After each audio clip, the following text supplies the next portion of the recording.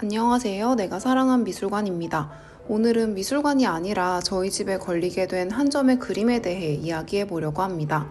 사실 저는 전시를 보는 것만 좋아했지 작품을 소장하는 일에 대해서는 깊이 생각해 본 적이 없었습니다. 그랬던 제가 특별한 계기로 첫 아트 컬렉팅을 하게 되었습니다. 제가 작년에 결혼을 해서 올해가 결혼 1주년인데요. 우연히 결혼 1주년을 지혼식이라고 부른다는 것을 알게 되었습니다. 여기서 지는 종이를 뜻하는데 결혼한 지 1년 된 부부의 관계는 아직 종이처럼 얇고 연약하지만 앞으로 그 위에 써내려갈 이야기는 무궁무진하다는 의미더라고요. 그래서 종이로 된 무언가를 기념으로 남기면 어떨까 하다가 자연스럽게 그림을 떠올리게 되었습니다.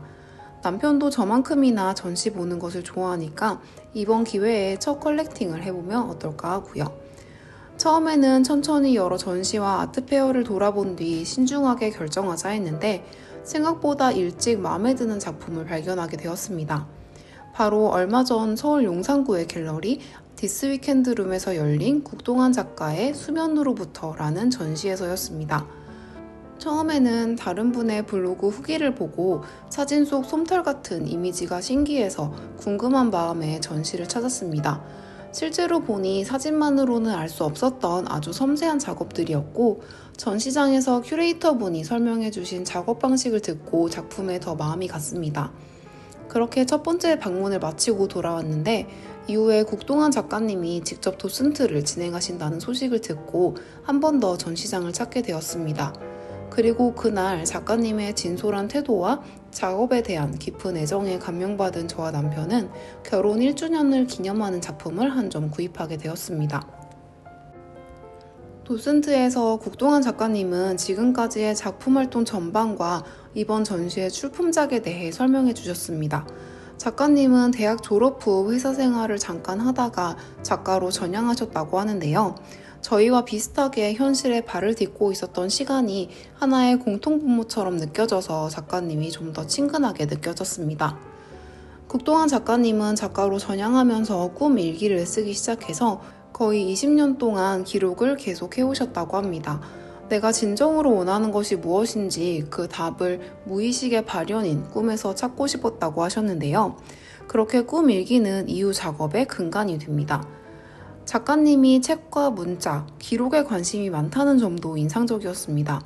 전시에는 한강 작가의 소년이 온다에서 문장을 발췌하고 그것을 바탕으로 회강반조라는 방식으로 그림을 그린 연작도 있었습니다.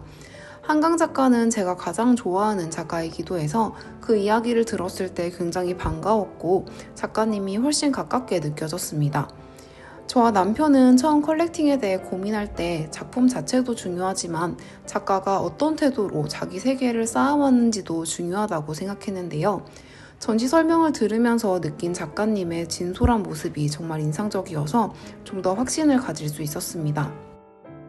이번 전시 출품작 중 메인 작업인 에피스트로피 시리즈는 그냥 봐서는 작업 방식을 상상하기 매우 어려운 작품들입니다. 국동환 작가님이 예전에 도예가와 협업하며 접한 고려청자의 상강기법에서 영향을 받은 것이라고 하는데요. 작가님은 송곳으로 종이에 그림을 그리고 그 종이를 잉크를 푼 물에 담갔다가 꺼낸 뒤 종이를 닦고 말리는 작업을 반복하며 작품을 완성했습니다. 종이에 난 송곳 자국 사이로 잉크가 스며들고 물기가 마르면서 종이 위로 얼룩과 빛깔이 생깁니다. 종이의 결, 물의 성질, 그날의 온도와 습도, 물에 담가두는 시간 같은 요소들에 민감하게 반응하며 작품은 조금씩 다른 얼굴을 갖게 됩니다. 작가님은 이 과정이 상처가 아물 때까지 보듬어주는 일과 비슷하다고 하셨는데 이 부분이 굉장히 인상적이었습니다. 결혼이라는 것도 어쩌면 비슷한 일일지 모른다고 생각했기 때문인데요. 함께 산다는 것이 늘 다정하고 평온한 순간만 있는 것은 아니니까요. 평생을 같이 보내면서 서로에게 상처받을 때도 있을 테고 밖에서 상처 입고 돌아오는 날도 있겠죠. 그때마다 곁에서 서로의 상처를 보듬어주고 상처가 아물 때까지 돌봐주는 것이 부부 아닐까 합니다. 혹시라도 이런 마음가짐이 흐트러지는 날에는 이 작품을 보면서 처음의 마음을 되찾을 수 있으면 좋겠다는 생각을 했습니다. 작가님도 좋고 작업 방식도 마음에 들었으니 이제 남은 일은 구입할 한 점을 고르는 것이었습니다. 이번 전시에는 작품이 정말 많았습니다. 그리고 작업 조건에 따라 서로 다른 색감이 나와서 어떤 톤을 고를지가 굉장히 고민이었습니다.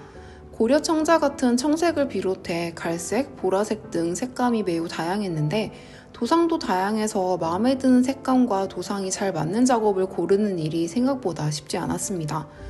그때 실마리가 된 것은 작가님과의 대화였습니다. 도슨트가 끝난 뒤 작가님께 구현하고자 했던 색감과 가장 비슷하게 나온 작업이 무엇인지 여쭤보았습니다.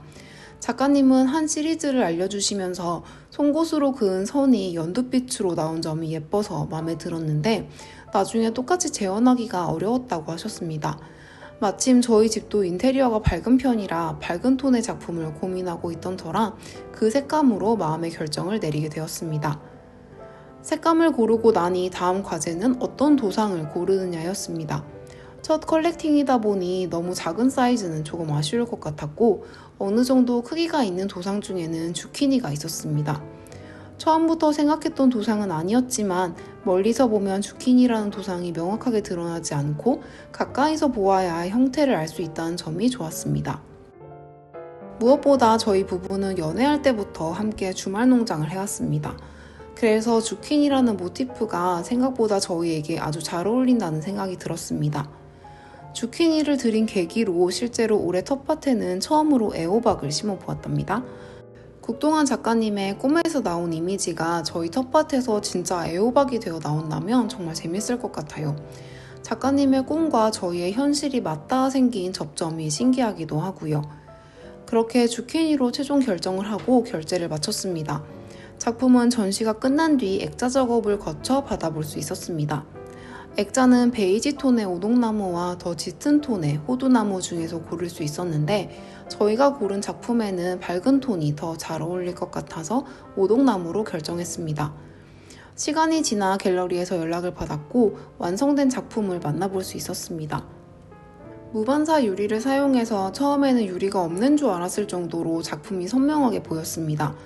오동나무 프레임은 촉감도 좋고 보기에도 작품과 정말 잘 어울렸습니다.